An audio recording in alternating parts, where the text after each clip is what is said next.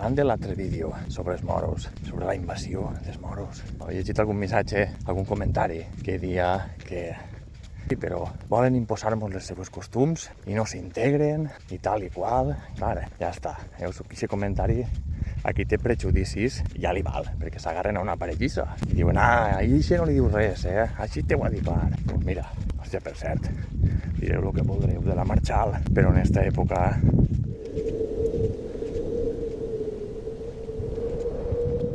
és un desert. Bé, el que no s'integren i que en les nostres costums. Mira, jo me creue, jo no, mig poble es creua en les mares i els pares dels magrebins, que són generalment la població d'origen estranger majoritari, en Albalat. Ens creuem tots en ells i en elles. Tots els dies.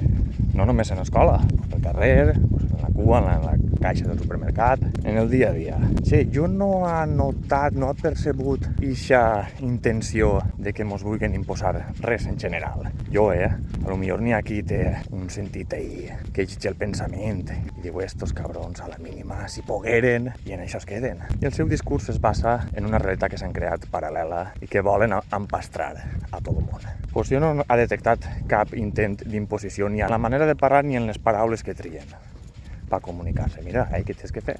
Respecte a la integració, resulta que l'única cosa que he pogut veure jo que funcionen un poc a part de la religió, naturalment, és a l'hora d'eixir al parc, que solen eixir quan la resta solem anar-nos-en. I això té una explicació molt senzilla. I és que si la generació que acaba d'arribar està en un lloc on l'idioma no l'entén, no el domina, lo normal, perquè pensa jo si fos al revés, què passaria? Lo normal és que tendiguen a ajuntar-se entre ells. Jo faria igual, Me'n vaig a viure, què te diré, a Alemanya, i si allí conec a un de Polinyà, a dos de Riola i un altre de Fortaleny, doncs lo normal és que vaig a veure, a quina hora eixiu? A quina hora aneu al parc en els vostres menuts? Jo i també hi raonem. Jo crec que és lo normal, no és ninguna conducta estranya. Doncs ells igual, perquè són la primera generació de nouvinguts. Però saps el que passa? Que la següent generació, que són els seus fills, tots, o pràcticament tots, parlen valencià. I qui no el domina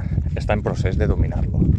I moltes mares van a classes de valencià en Albalat. I això no és perquè sí, això no és per obra i gràcia de l'Espíritu Santo. Això és perquè d'elles i d'ells aflora aquest sentiment de voler entendre's en la gent, en els seus veïns, i ja està. I no té més. S'integren ensenyant-se l'idioma d'ací.